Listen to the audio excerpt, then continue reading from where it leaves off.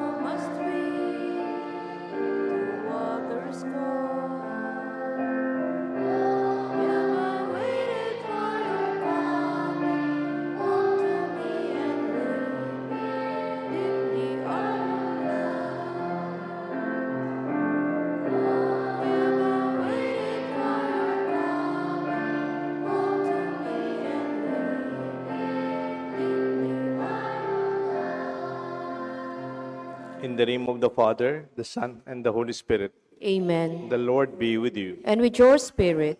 Good evening po. Good evening po, Amo. Let us celebrate this Mass in thanksgiving and with our prayers and our desire to be better for the sins that we want to ask the Lord to forgive us. Together we pray, I confess to Almighty God and to you, my brothers and sisters, that I have greatly sinned in my thoughts and in my words, in what I have done and in what I have failed to do, through my fault, through my most grievous fault. Therefore I ask Blessed Mary, ever Virgin, all the angels and saints, and you, my brothers and sisters, to pray for me to the Lord our God. May Almighty God have mercy on us, forgive us our sins, and bring us all to everlasting life. Amen. Lord have mercy. Lord have mercy. Christ have mercy. Christ have mercy. Lord have mercy. Lord have mercy.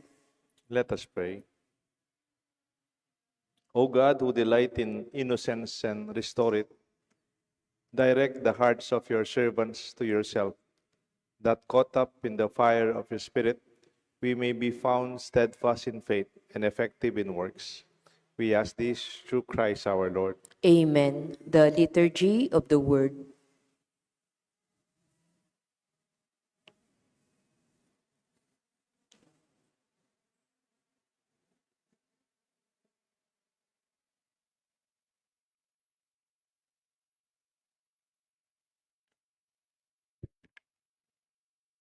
A reading from the book of prophet Jeremiah. Thus says the Lord, cursed is the man who trusts in human beings, who seeks his strength in flesh, whose heart turns away from the Lord.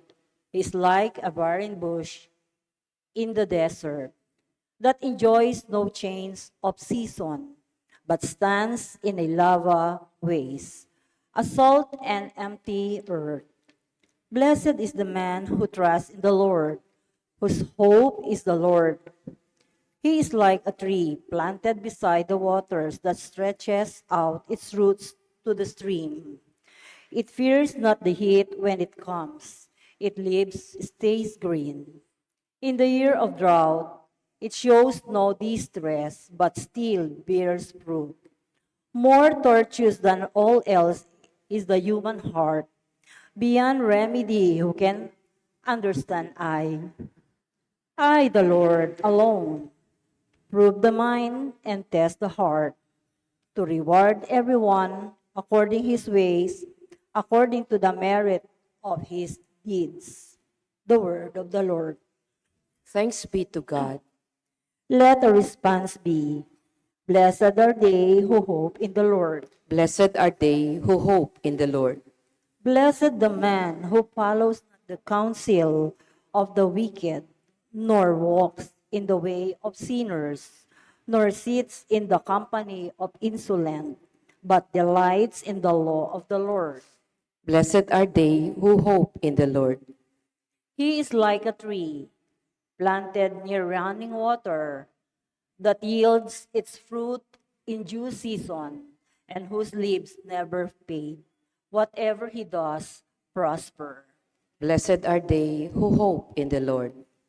Not so the wicked, not so.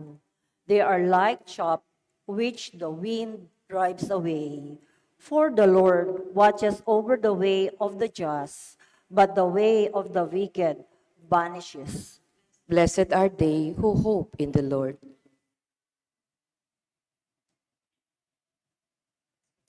Let us, let us all stand for the gospel.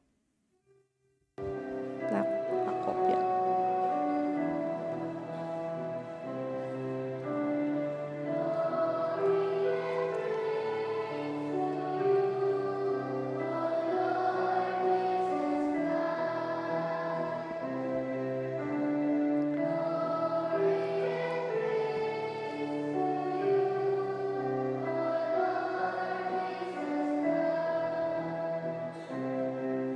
Blessed are they who have kept the word with a generous heart and yield a harvest through perseverance.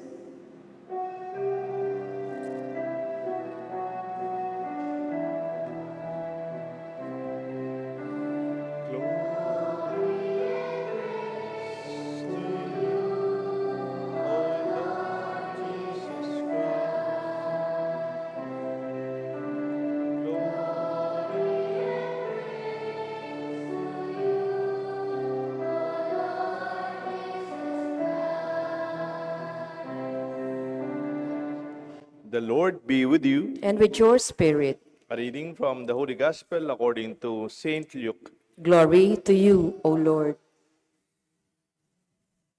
Jesus said to the Pharisees, "There was a rich man who dressed in purple garments and fine linen, and dined sumptuously each day.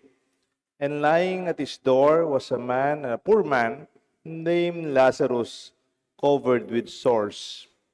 He would gladly have eaten his fill from the scraps that fell from the rich man's table. Dogs even used to come and lick his sores.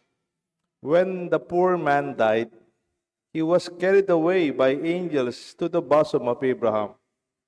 The rich man also died and was buried, and from the nether world, where he was in torment, he raised his eyes and saw Abraham far off, and Lazarus at his side.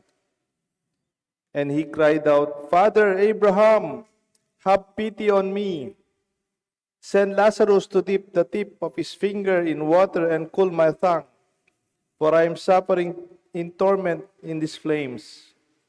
Abraham replied, 'My child, remember that you received what was good during your lifetime, while Lazarus likewise received what was bad. But now he will be comforted here, whereas you are tormented.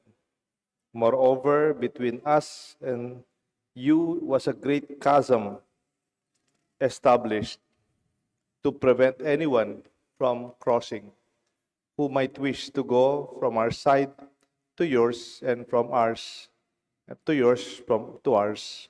And he said, 'Then I beg you, Father, send him to my father's house, so my 5 brothers, so that they may be warned, lest too they come to this place of torment.'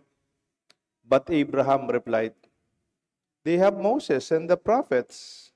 Let them listen to them.' He said, 'Oh no, Father. If someone from the dead goes to them, they will repent.' Then Abraham said, 'If they would not listen to Moses and the prophets, neither they will be persuaded if someone should rise from the dead.'" My dear friends, the gospel of the Lord. Praise to you, Lord Jesus Christ. In the name of the Father, the Son, the Holy Spirit. Amen. Tayong lahat may pananagutan. Pananagutan. Galing sa salitang sagot. Meron tayong sinasagot. May pananagutan, gusto sabihin, mayroong tumatawag. Ang pagsagot sa tawag. Kapag may tumatawag sa atin, tayo sumasagot. And we hear the call and we respond. Halimbawa, may tumatawag, tatango ka, tatango ka, tatango ka. Siyempre, lilingon si tatango ka. Baka may nangangailangan ng serbisyo. May mga kailangan sa kanya. Sasagot siya. Lilingon siya. Hihinto. Kung may tatawag kaya Chirina, Chirina, Chirina! Siyempre, lilingon din siya. Kailangan lakasan lang ng konti yung boses. Baka hindi niya marinig. Pero lilingon siya at sasagot siya. Kasi may panawagan. May tawag. Pero may panawagan na hindi naririnig. Pwede ba yun? Meron bang panawagan na hindi naririnig? May tawag pero walang boses. Pwede ba yun? Tinatawag tayo sa isang sitwasyon o kalagayan. Bigyan ko ng halimbawa. Halimbawa, naglalakad ka dito. Palabas ka sa simbahan. May nakita ka ng basura. Nakatapon sa harap ng simbahan. Diyan, oh. Basura, pinagkainan ng mga batang high school na nagtatambay dyan. Tinapon yung kanilang plastic. Pinaggamitan ng soft drinks na plastic. Ano? Anong panawagan? Parang tinatawag anong plastic na nakatapon. Pulutin mo ko, pulutin mo ko. Itapon mo ko sa basurahan. Wala siyang naririnig. Wala kang naririnig. Di naman nagsasalita yung plastic. Pero ang konsensya mo, ang isip mo, tinatawag ka. Isang mag-aaral na tumutugon sa pamangailangan ng kanyang pamilya, ang mga nahihirapan. Halimbawa, sa mga kapatid mo, hindi pa siya kumain, ang kapatid mo. Wala yung tatay mo at nanay mo. Pero ikaw yung kuya, ikaw yung ate. Tapos umiyak yung kapatid mo, wala pa siyang kinakain. Pinaghanda mo siya ng pandasal. Binigyan mo ng pandasal ang kapatid mo. Panawagan. Parang sinasabi niya, Kuya, kuya, ate, ate, nagugutom ako. Papakainin natin. May pananagutan ang isang estudyante sa kanyang mga kababatang kapatid dahil walang trabaho ang kanilang ama. Kaya parang gusto niyang tumulong sa mga kapatid niya. Gusto kong matapos sa pag-aaral ko. Kasi yung mga kapatid ko, gusto ko silang matapos sa pag-aaral din. Diba? Panawagan yun. Taking responsibility, tawag sa English. Ang ganda sa English, responsibility, galing din sa salitang response. Kaya meron tayong responsorial sum. Response, please. Tumugon kayo. Sumagot kayo. Responding to the call of the situation. Tawag dyan, pananagutan. May pananagutan tayo. We are responsible. Taking responsibility. Ang ganda-ganda nun, no? Yung parang bata pa lang tayo, mayroon na tayong pananagutan para sa kapwa. Parang nararamdaman mo yung tawag. Parang pang-ako. Inaako ko. It's a promise, inaako ko. I take it upon myself. Hindi yung nakita ko yung basura, yung susunod na lang, ang pupulot dyan. O kaya siguro yung kapatid kong iba, siya na lang tutulong sa tatay ko at nanay ko na may sakit.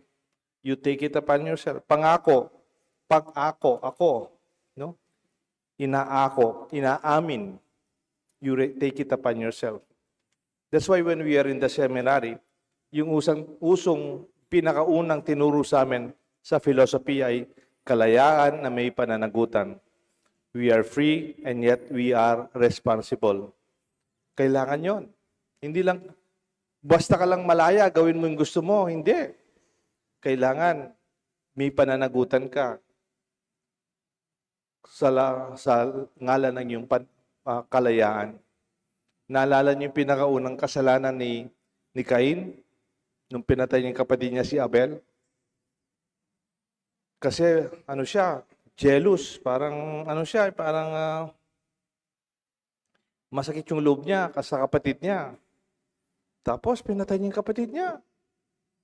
Tapos ang Diyos, alam niyang nangyayari, sabi niya, Cain, Cain, nasaan ang kapatid mong si Abel? Nasaan ang kapatid mo? Where is your brother? Alam niya, pinatay niya. Tapos sinagot niya, am I my brother's keeper? May pananagutan ba ako sa kapatid ko? Am I my brother's keeper? Hindi man to nasagot sa Old Testament. Pero sa bagong panahon ni Jesus, sa bagong tipan in the New Testament, this old question of our humanity, of our own sense of responsibility is answered. Parang sinasabi niyang Diyos sa atin, oo, meron ka pananagutan sa kapatid mo. Oo, you are responsible to your brother. You are your brother's, you are your sister's keeper. Responsibility sa pag-amin, my admission, my social responsibility. I will not blame, I will not avoid, I will not deny. Aakuin ko.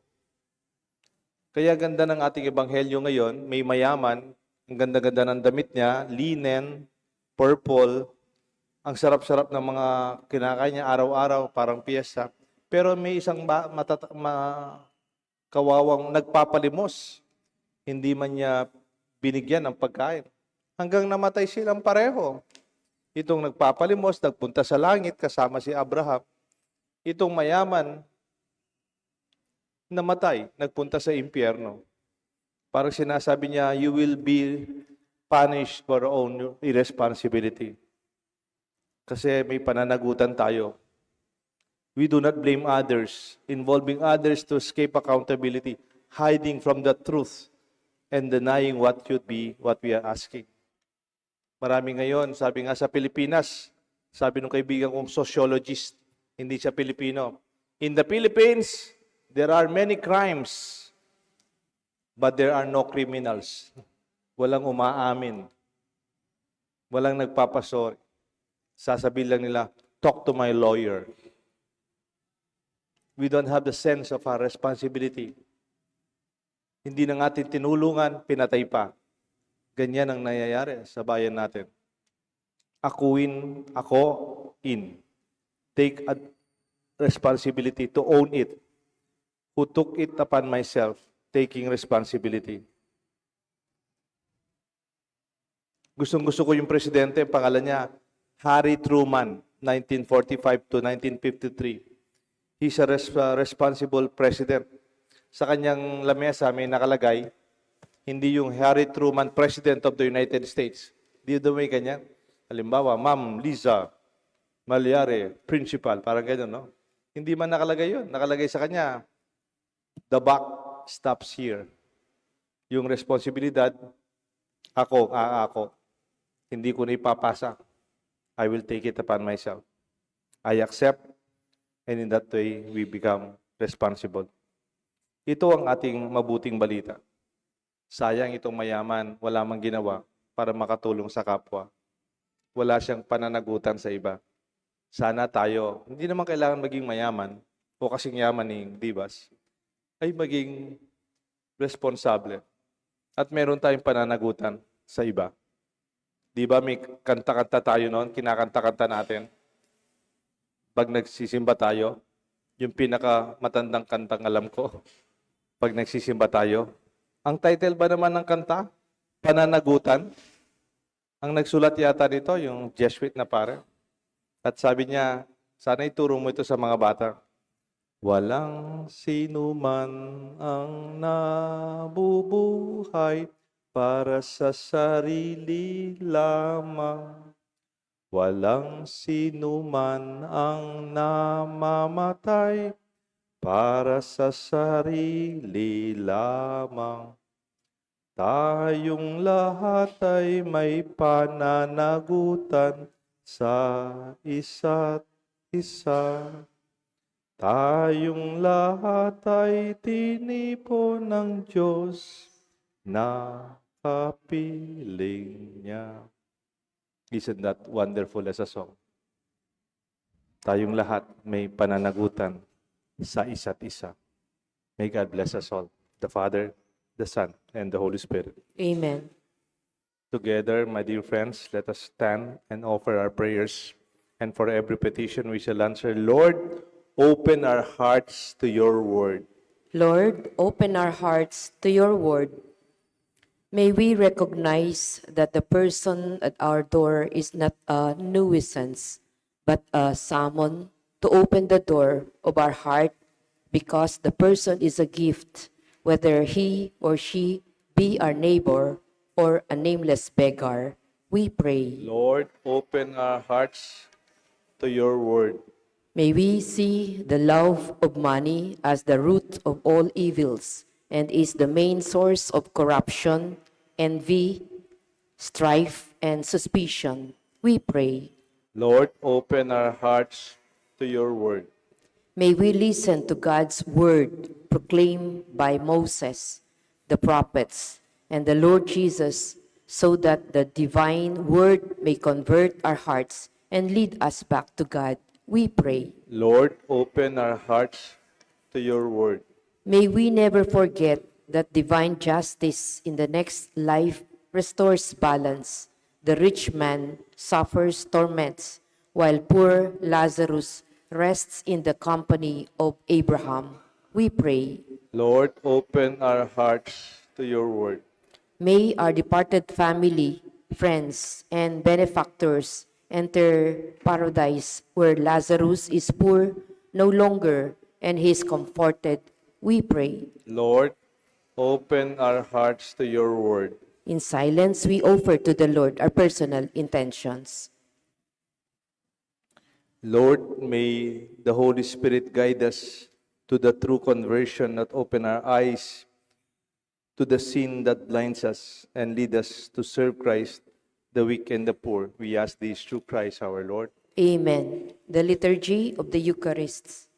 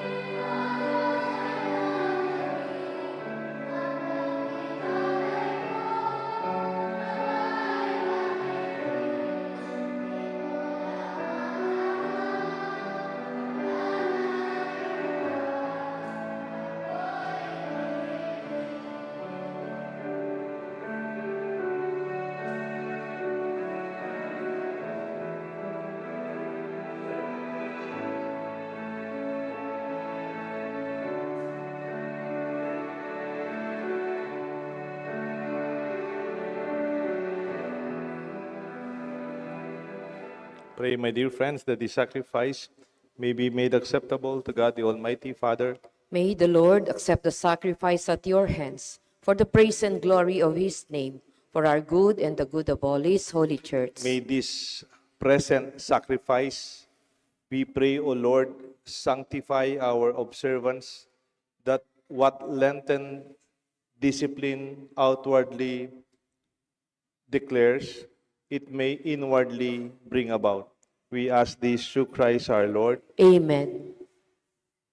The Lord be with you. And with your spirit, Lift up your hearts. we lift them up to the Lord. Let us give thanks to the Lord our God. It is right and just. It's truly right and just, our duty, our salvation, always and everywhere to give you thanks, Lord, Holy Father, Almighty and eternal God, for you will that our self-denial should give you thanks, humble our sinful pride, contribute to the feeding of the poor, and so help us imitate you in all your kindness.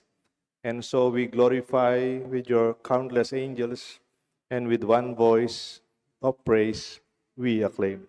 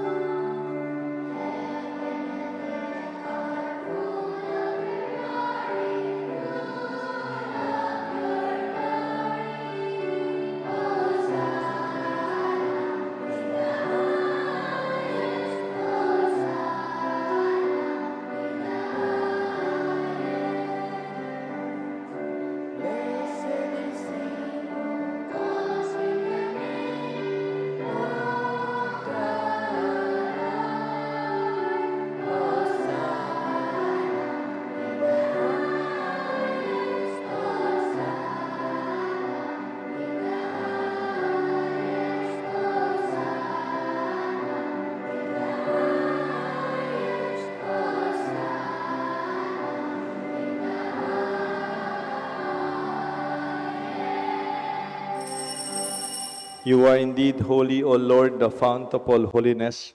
Make holy, therefore, these gifts, we pray, by sending down your Spirit upon them like the dew fall, that they may become for us the body and blood of our Lord Jesus Christ.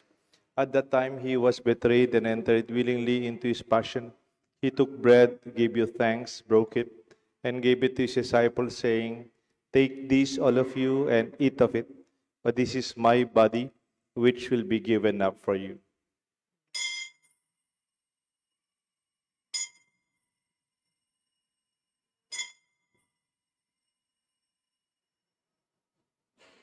In a similar way, when supper was ended, he took the chalice, once more giving thanks. He gave it to his disciples by saying, "Take this, all of you, and drink from it, for this is the chalice of my blood, the blood of the new and eternal covenant. It will be shed for you and for many for the forgiveness of sins. Do this in memory of me."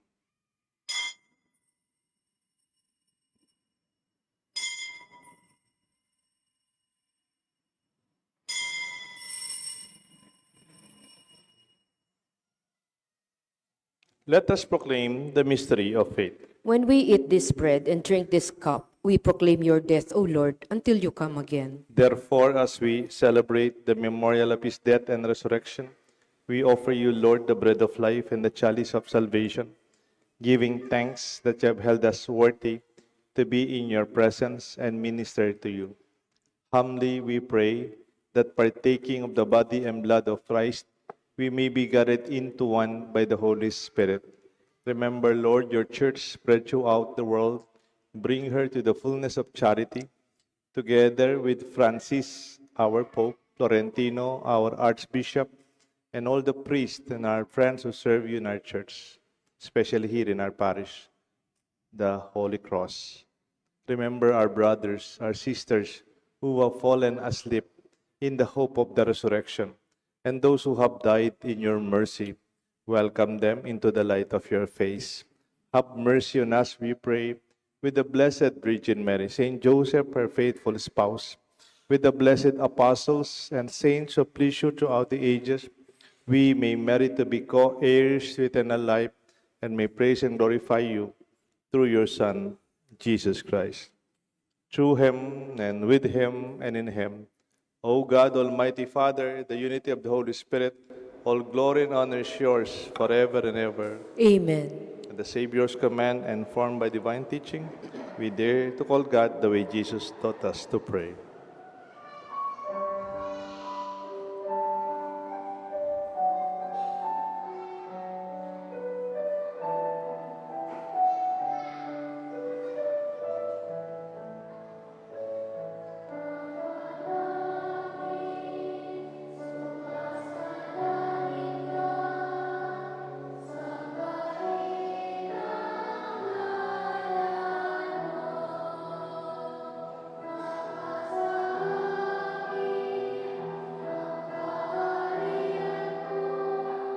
Sundin ang loob mo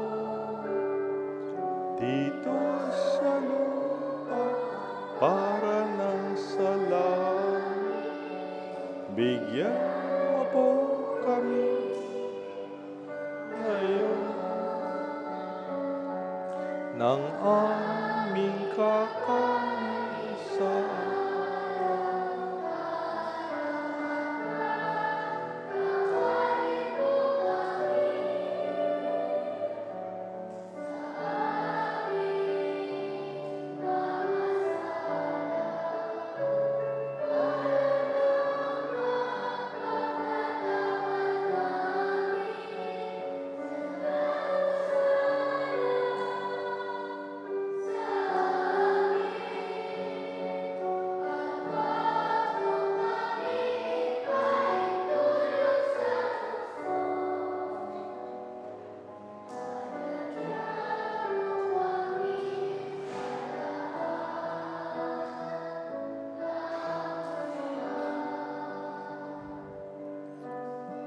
Deliver us, Lord, we pray, from every evil. Graciously grant peace in our days, that by the help of your mercy we may always be free from sin and safe from all distress, as we await the blessed hope and the coming of our Savior, Jesus Christ. For the kingdom, the power, and the glory are yours, now and forever. Lord Jesus Christ, you said to your apostles, I leave you peace, my peace I give to you. Look not on our sins, but on the faith of your church, and grant us the peace, the unity of your kingdom, where you live forever and ever. Amen. The peace of the Lord be with you always. And with your spirit, Let us greet each other with the sign of peace. Peace be with you. Lamb of God, you take away the sins of the world, have mercy on us. Lamb of God, you take away the sins of the world, have mercy on us. Lamb of God, you take away the sins of the world, grant us peace. Behold the Lamb of God, behold him who takes away the sins of the world. Blessed are those called to the supper of the Lamb.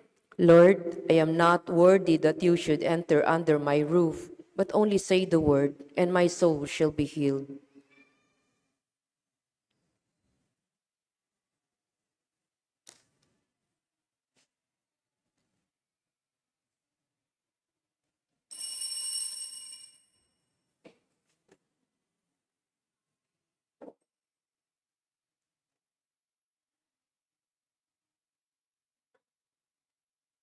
The body of Christ.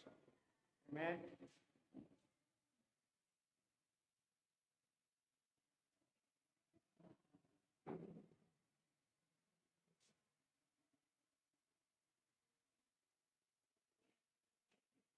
The body of Christ.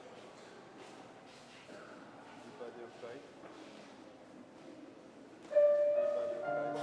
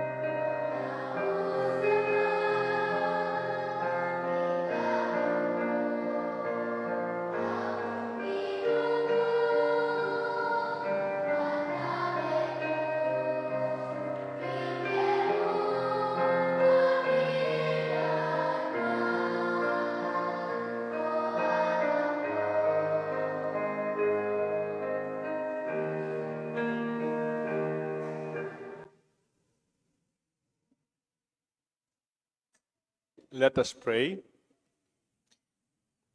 May this sacrifice, O Lord, remain active in its effects and work ever more strongly within us. We ask this through Christ our Lord. Amen. Bukas, Biyernes, wala po tayong misa dito, pero yung misa natin doon sa Little Baguio Chapel. Kasi mayroon tayong Station of the Cross from Samar, doon sa lugar ni na Kongbong Capiz, papunta po dito sa chapel. Please join us for that devotion ng Via Crucis. Po? Bukas din, meron tayong Derma Medical Mission. Meron pong dermatologist, si Dr. Enel Bison, and meron pa pong slots para sa mga gustong magpa-check up. Kung meron po kayong sakit sa balat, no, hindi naman po yung pampaganda, no, derma pampaganda. Yung derma medical talagang concern. And we are very happy kung she will be very happy to serve us, no. So papasalamat na tayo sa kanya. Bukas, ng oras magum sa Inday, alas 8, gano'n, no? Alas 8, ang kung pwedeng mas maaga. And I hope they will be finished before lunch na po. So kung meron pa po kayong kilalang mga gustong magpatulong bukas, open pa po yung ating listahan. And sa Lunes, wala po tayong misa. Meron po tayong evaluation and recommendations session for our parish. And most of the officers will be out of time for that. So wala tayong misang Lunes at saka Martes. Baka gabi na po kami pauwi. Po? So I will bless you and our community. The Lord be with you. And with your spirit. And may the blessings of Almighty God rest upon you and your family, the Father, the Son, and the Holy Spirit. Amen. May pananagutan tayo. We are supposed to be answerable and responsible to one another. Our Mass is offered. Let us go in peace. Thanks be to God.